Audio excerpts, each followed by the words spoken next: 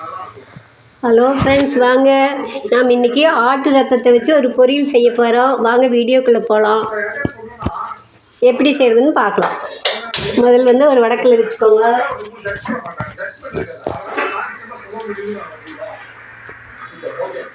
எண்ணெய் விடுங்க. எண்ணெய் சுத்தமான செக்கெண்ணெய்.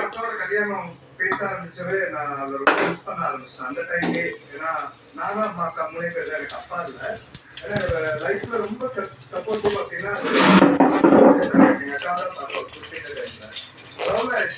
அவருக்கு லவ் பண்ண ஆரம்பிச்சான் போது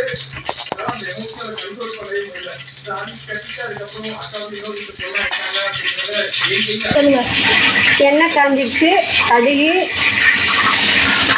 கொஞ்சம் உளுந்து பருப்பு, கொஞ்சம் கடலைப்பருப்பு, இந்த 3 போட்டுக்கோங்க. இப்போ கடுகு பொரியுது.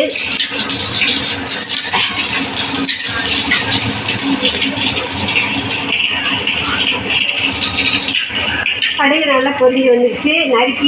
பொடியாக நறுக்கிய வெங்காயம், நல்லா பொடியாக நறுக்கிய வெங்காயம் போடுங்க. அதை போட்டு நல்லா வணக்குங்க.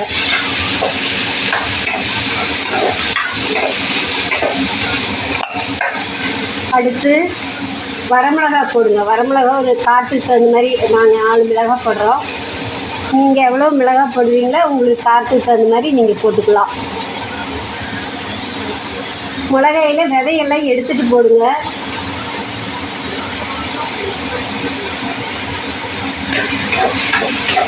கூடவே ஒரு 3 கொத்து கருவேப்பிலை.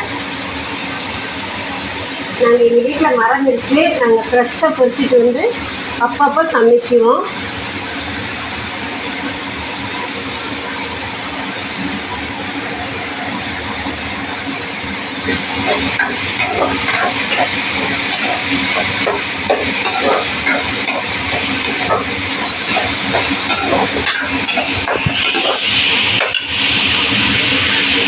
இந்த வெங்காயம் வணங்கும் போது லைட்டாக அந்த வெங்காயத்துக்கு வேண்டி லைட்டாக உப்பு போட்டுக்கோங்க.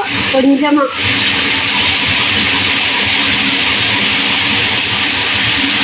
வெங்காயத்தாக கொஞ்சமாக போட்டுக்கோங்க.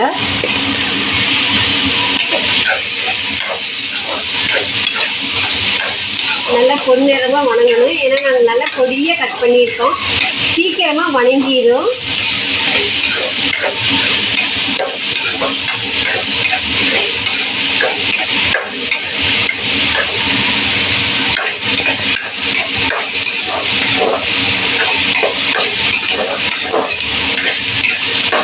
வெங்காயம் நல்லா வணங்கணுங்க.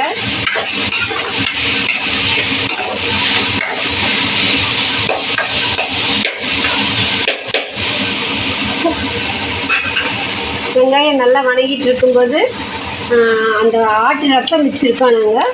அதை நல்லா கரைச்சிக்கணும்.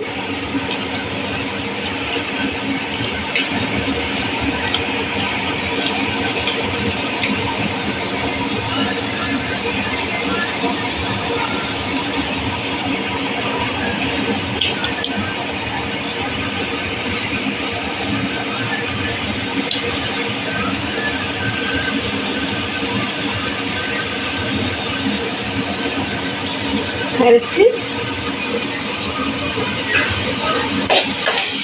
அந்த வெங்காயம் வணங்கணுன்னு அது கூட ஊற்றிடணும்.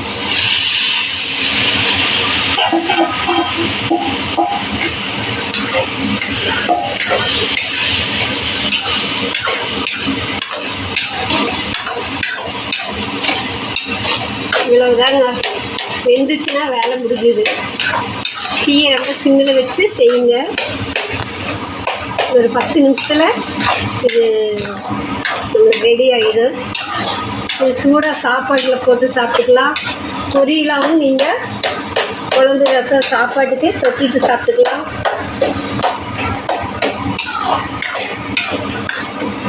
நல்லாயிருக்கும், உடம்புக்கு நல்லது. வாரம் ஒரு முறை நாங்கள் கண்டிப்பாக செய்வோம். நீங்களும் அதே செஞ்சு சாப்பிட்டு பாருங்கள். இது எல்லாருக்குமே பிடிக்கும். யாருமே பிடிக்கும்னு சொல்ல மாட்டாங்க. செஞ்சு பாருங்கள். செய்யாமல் இருந்தால் பாருங்கள் எப்படி இருக்குதுன்னு.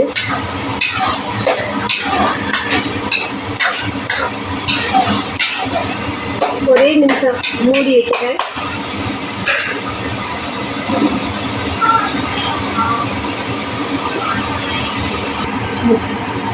இப்போ பாருங்கள், ஓப்பன் பண்ணுறேன். இப்போ வந்து லைட்டாக சுற்றி வர தண்ணி விட்டுருக்குது. அந்த தண்ணி சுண்டி போகிற அளவுக்கு நீங்கள் வணக்கணும். அப்போ தான் அது உங்களுக்கு வெந்து வந்திருக்கும்.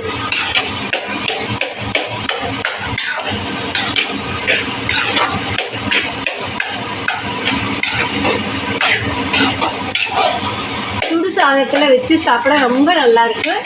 கண்டிப்பாக நீங்கள் இதை சமைச்சு பாருங்கள். பிடிச்சிருந்தா ஒரு லைக் பண்ணுங்கள், ஷேர் பண்ணுங்கள், சப்ஸ்கிரைப் பண்ணுங்கள்.